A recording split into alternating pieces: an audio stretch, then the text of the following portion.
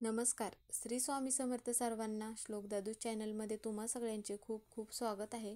स्वामी तुम्हा सगळ्यांना कायम सुखी ठेवो ही स्वामीचरणी प्रार्थना करते आणि आजच्या व्हिडिओला सुरुवात करते. तर आजचा व्हिडिओ असा आहे की उद्या आहे गुरुवार आणि गुरुवारच्या दिवशी आहे गुरुपुष्यामृत योग. तर आजच्या दिवशी आपण भगवान विष्णू आणि माता लक्ष्मीची सेवा करतो. त्याचप्रमाणे आपल्याला गोमातेच्या पण सेवा करायची आहे. तर गोमातेला पण आपल्याला काही वस्तू खायला द्यायच्या आहेत. त्यामुळे काय होईल की आपल्याला 7 पिढ्यांचे दारिद्र्य नष्ट होईल आणि घरामध्ये पैसा येईल आणि माता लक्ष्मीची कृपा आणि सगळ्या देवांचा आशीर्वाद आपल्याला राहील. त्यामुळे मग आजच्या दिवशी गोमातेला अशी कोणती वस्तू खायला द्यायची आहे ते आजच्या व्हिडिओमध्ये आपण बघणार आहोत आणि व्हिडिओ शेवटपर्यंत नक्की बघा. व्हिडिओ जर आवडला तर व्हिडिओला लाईक करा. तर पुष्य नक्षत्र गुरुवारी आल्यास त्या योगास गुरुपुष्यामृत योग म्हणतात. तर गुरुपुष्यामृत योग प्रत्येक गुरुवारी येत म्हणजे प्रत्येक महिन्याच्या गुरुवारी येत नाही. क्वचितच असा गुरुवार येतो की त्या दिवशी पुष्य नक्षत्र येतं. त्या दिवशी मग गुरुपुष्यामृत योग असतो. हा जो योग येतो तो शुभ मानला जातो. गुरुवारी पुष्य नक्षत्र असल्यामुळे मग शुभ मानला जातो आणि त्या दिवशी आपण जे पण काय उपाय करतो त्याचं फळ आपल्याला नक्की मिळतं. म्हणजेच की आजच्या दिवशी आपल्याला सोने खरेदी करू शकतो किंवा अजून काही महत्त्वाची कामं असतील ते आपण करू शकतो किंवा एखादा व्यवसाय आपल्याला चालू करायचा असेल तर आजचा दिवस शुभ मानला जातो. त्यामुळे मग आजच्या दिवशी आपण भगवान विष्णू आणि माता लक्ष्मींना प्रसन्न करण्यासाठी त्याचप्रमाणे आपल्या गुरूंना म्हणजेच की आपल्या श्री स्वामी समर्थ महाराजांना, श्री गुरुदेव दत्त महाराज यांना पण आपण प्रसन्न करू शकतो. या दिवशी आपण लवकर उठायचं आहे आणि सकाळी उठल्यानंतर आपण ज्यावेळेस आंघोळ करणार असेल त्यावेळेस आंघोळीच्या पाण्याच्या बादलीमध्ये चिमूटभर हळद घालायची आहे. तर आंघोळ झाल्यानंतर आपल्या घराच्या अंगणात हळद आणि गोमूत्र टाकलेलं पाणी शिंपडायचं आहे. तर यामुळे काय होतं की आपल्या घराच्या बाहेरची नकारात्मकता निघून जाण्यास मदत होते. त्याचप्रमाणे आपल्या घराच्या प्रत्येक कानाकोपऱ्यामध्ये देखील आपल्याला हे पाणी मग शिंपडायचे आहे. तसेच हा उपाय जर आपण प्रत्येक गुरुवारी केला तरी पण चांगले आहे. यामुळे काय होतं की घरात वातावरण नेहमी चांगले राहते आणि मग पाणी शिंपडल्यामुळे घरातील आणि घराजवळचा परिसर म्हणजे नकारात्मकता दूर होते. तर मग हे जे सर्व उपाय करून झाल्यानंतर मग काय करायचं आहे, आपल्याला दरवाजा स्वच्छ पुसून घ्यायचा आहे आणि गोमूत्र आणि हळद याचं मिश्रण बनवायचं आहे आणि मग त्या मिश्रणाने आपल्याला स्वस्तिक काढायचं आहे आणि त्यावरती अक्षदा व्हायच्या आहेत थोड्याशा आणि त्यानंतर घराची साफसफाई करायची आहे आणि आपण आपल्या घरात जो किचन ओटा असतो तिथे आपल्याला साफसफाई करायची आहे आणि किचनमधील जी आपली गॅस ओटा असतो त्या ठिकाणी जिथे आपली भिंत असते त्या भिंतीवर आपल्याला मग काय करायचं आहे की थोडंसं तूप घ्यायचं आहे आणि त्यामध्ये थोडीशी हळद टाकायची आहे आणि मग त्या हळदीने आपल्याला मग किचनच्या तिथे स्वस्तिक काढायचं आहे आणि मग किचन ओट्यावर आपल्याला मग तुपाचा दिवा लावायचा आहे आणि मग त्यानंतर देवघराची साफसफाई करायची आहे, देवांची पूजा करायची आहे, देवांचे वस्त्र बदलायचे आहे, अलंकार बदलायचे आणि मग उंबरठ्याला मग आपल्याला लेपन करायचं आहे म्हणजेच की हळदीचं लेपन करायचं आहे. तर त्याचप्रमाणे आपल्याला मग आज आपल्याला गाईला अशी एक वस्तू खायला द्यायची आहे. तर गाईलाच आपण प्रत्येक वेळेस म्हणजे पौर्णिमा किंवा अमावस्या किंवा संकष्टी चतुर्थी एकादशी आल्यानंतर आपण गाय आणि वासरालाच का अशी वस्तू खायला देतो.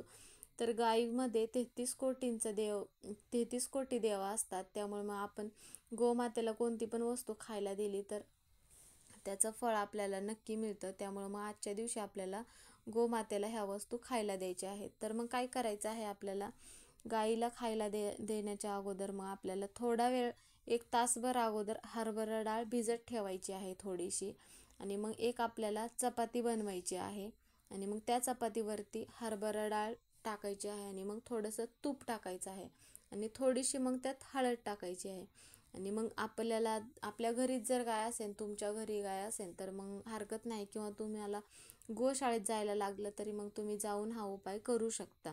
मग जाताना एक तांब्या भरून पाणी घेऊन जायचं आहे आणि गाय वासराची पूजा करायची आहे. तिथे गेल्यानंतर गाईच्या पायावर वगैरे पाणी टाकून हळदी कुंकू लावून पूजा करायची आहे आणि गोमातेला मग घरून जातानाच आपल्याला 3 केळी घेऊन जायचं आहे.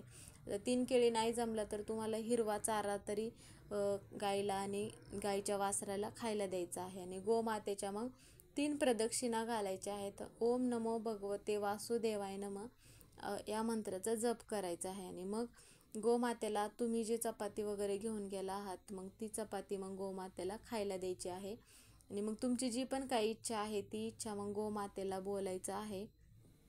आणि मग त्यानंतर 21 वेळा मग आपल्याला ओम नमो भगवते वासुदेवाय नमः हा मग गोमातेच्या पुढे बसूनच आपल्याला मंत्र म्हणायचा आहे.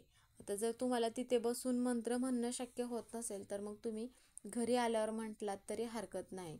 तर मग हा जो उपाय आहे तर मग हा उपाय केल्यामुळे आपल्या घरातील अडीअडचणी पैशाच्या म्हणा किंवा आर्थिक अडचणी दूर होण्यास मदत होते. त्याचप्रमाणे मग आजच्या दिवशी अजून आपण कोणते तर हा जो उपाय आहे तर हा उपाय कोण करू शकतो तर घरातील महिला म्हणा किंवा पुरुष म्हणा हा उपाय करू शकतात. महिलांना जर मासिक धर्म असेल तर महिलांना हा उपाय करता येणार नाही, त्यावेळेस मग पुरुषांनी हा उपाय केला तरी चालेल. पण जर तुमच्या घरात जर सुतक असेल तर तुम्हाला मग हा उपाय घरातील कोणत्याच व्यक्तीला हा उपाय करता येणार नाही.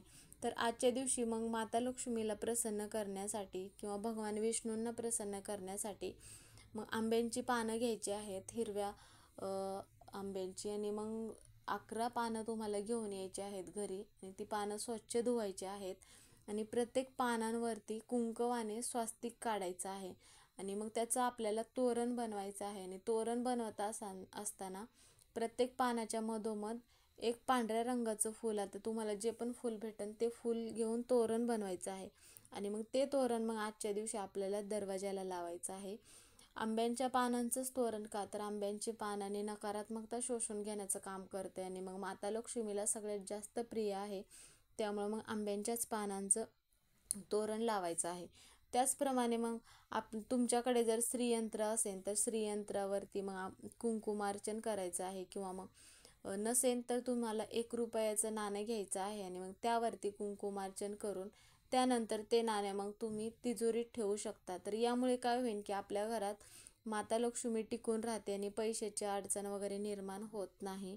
आणि मग त्यानंतर मग अजून दुसरी मग भगवान श्री स्वामी समर्थ या मंत्राचा मग 11 वेळा जप करायचा आहे आणि श्री गुरुदेव दत्त या मंत्राचा मग आपल्याला 11 वेळा जप करायचा आहे. आणि मग आपली जी कुलदेवी आहे ओम कुलदेवताय नमः असा मग आपल्याला 11 वेळा जप करायचा आहे. तुम्हाला 11 वेळा जमत नसेल तरी 1 माळे जप केलात तरी हरकत नाही.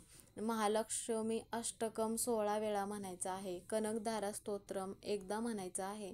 आता यापैकी तुम्हाला सगळ्या सेवा जरी करणं शक्य होत नसतील तरी तुम्ही कोणतीही एक सेवा केलीत तरी हरकत नाही.